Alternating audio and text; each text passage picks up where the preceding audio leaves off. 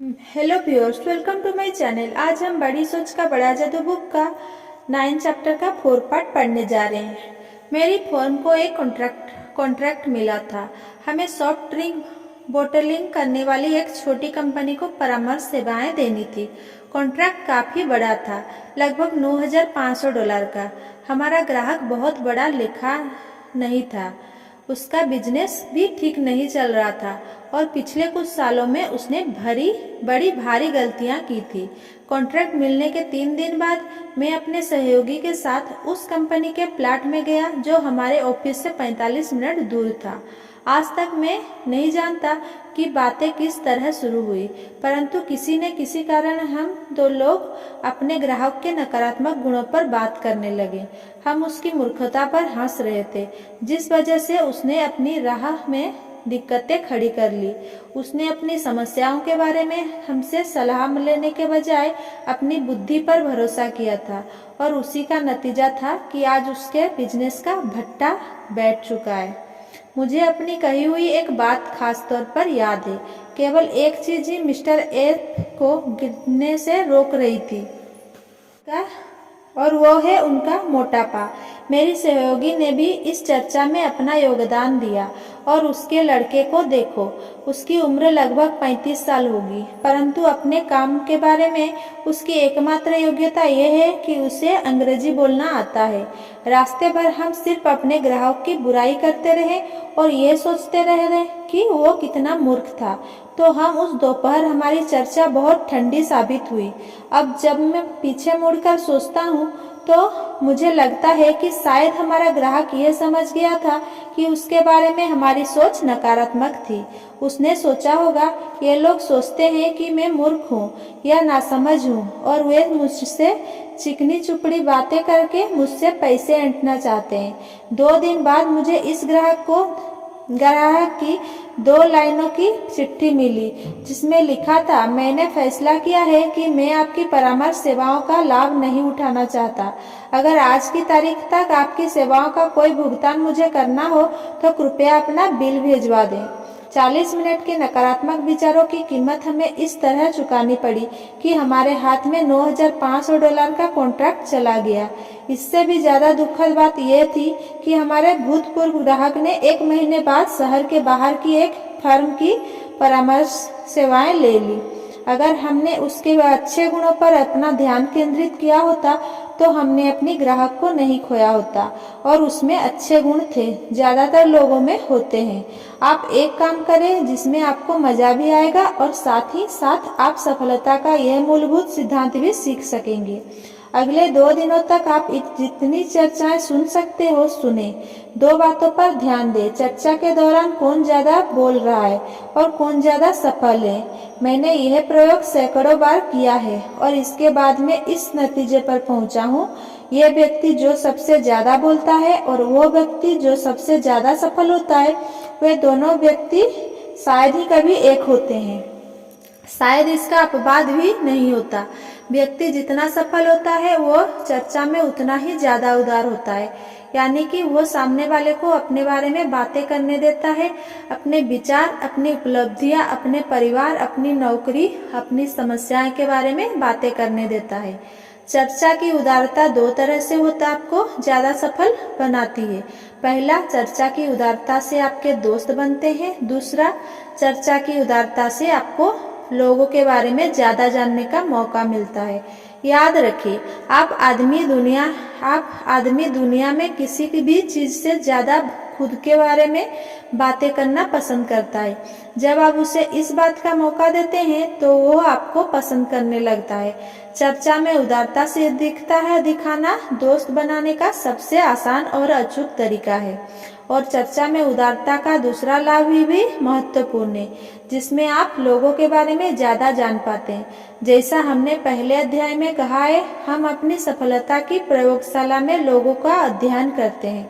हम उनके बारे में, उनकी विचार प्रक्रिया, उनके अच्छे और बुरे गुणों के बारे में, वे कोई काम क्यों और कैसे करते हैं, इस बारे में जितना ज्यादा जान लेते हैं हमें उतना ही लाभ होता है, क्योंकि इस जानकारी से हम उन्हें प्रभावित करने के तरीके आसानी से ढूंढ सकते हैं। मैं आपको एक उदाहरण देना चाहूँगा। बाकी विज्ञापन एजेंसियों की ही तरह न्यूयॉर्क की एक एडवर्टाइजिंग एजेंसी भी जनता को यह बताया करती थी कि जनता को इसके विज्ञापन में बताई चीजें क्यों खरीदनी चाहिए। परंतु यह एजेंसी एक काम और करती थी। यह अपने विज्ञापन लिखने वालों को हर साल एक सप्ताह के लिए दुकान में सेल्समैन के काम पर रखती थी, ताकि वे वहां पर उनके द्वारा विज्ञापित चीजों के बारे में लोगों के विचार सुन सके। सुनने से ही उन्हें इस बात की प्रेरणा मिलती थी कि वे बेहतर, ज्यादा असरदार विज्ञापन लिख सकें। कई प्रगतिशील कंपनियां उन कर्मचारियों का आखिरी इंटरव्यू लेती है जो काम छोड़कर जा रहे हैं। इसका कारण यह नहीं होता कि वे कर्मचारी को वहां पर रोकने का प्रयास करती है, बल्कि यह जानना होता है कि वे काम छोड़कर क्यों जा रहे हैं। कंपनी के कर्मचारियों के साथ संबंध सुधारने में यह इंटरव्यू बहुत काम आता है। सुनने से ज्यादा फायदा होता है। सुनना सेल्समैन के लिए भी फायदेमंद होता है। अक्सर लोग ये सोचते हैं कि अच्छा सेल्समैन वो होता है जो अच्छा वक्ता हो या तेज बोलने वाला हो, परंतु सेल्स मैनेजर पर अच्छे वक्ता का उतना प्रभाव नहीं पड़ता जितना कि एक अच्छे श्रोता का पड़ता है। एक ऐसा व्यक्ति जो सवाल पूछ सकता है और उसके अपेक्षित जवाब हासिल कर सकता है। चर्चा में बोलने की बागडोर ना थामे रहें। सुने, दोस्त बनाए और सीखे। सामने वाले व्यक्ति के साथ चर्चा में शिष्टाचार सबसे अच्छा ट्रैंक्विलाइजर होता है। आप दूसरे लोगों के लिए जो छोटी छोटी चीजें करते हैं वे बहुत महत्वपूर्ण होते हैं। अगर आपका लोगों के बारे में सोचने का नजरिया सही है तो आपकी बहुत सी कुंठाएं और आपका तनाव निश्चित रूप से कम हो जाएंगे। जब आप शांति से विचार करेंगे तो आप पाएंगे कि आपके तनाव का कारण दूसरे लोगों के प्रति नकारात्मक भावनाएं ही है। इसीलिए दूसरे लोगों के प्रति अपनी सोच को सकारात्मक बनाएं और यह खोजें कि वो संसार कितना अद्भुत है। लोगों के बारे में सही नजरिया का असली इम्तिहान तब आता है जब चीजें हमारे हिसाब से नहीं होती। आपको पैसे लगता है जब आपकी जगह किसी दूसरे व्यक्ति को प्रमोशन मिल जाता है, या जब आप अपने क्लब के चुनाव में हार जाते हैं, या जब आपके काम की आलोचना होती है। याद रखें, हारने के बाद आप किस तरह से सोचते हैं इसी बात से तय होता है कि आप कितने समय बाद जीतेंगे। अपनी असफलता के बाद लोगों के बारे में सही तरीके से सोचने की पैरवी बेंजामिन फेयरलेस ने की है। बहुत गरीब माहौल में बड़े होने के बाद mister fearless United states steel corporation के चीफ एग्जीक्यूटिव बन गए। लाइफ मैगजीन में उनका यह उद्धरण छपा था। सब कुछ इस बात पर निर्भर करता है कि आप घटनाओं को किस तरह लेते हैं। उदाहरण के तौर पर मैं अपने किसी टीचर से कभी नहीं चिढ़ा। हालांकि हर विद्यार्थी की तरह मुझे भी डांट पड़ती थी, पर मैं सोचता था कि मुझे मेरी गलती के कारण ही डांट पड़ रही है और अनुशासित बनना मेरे लिए अच्छी बात थी।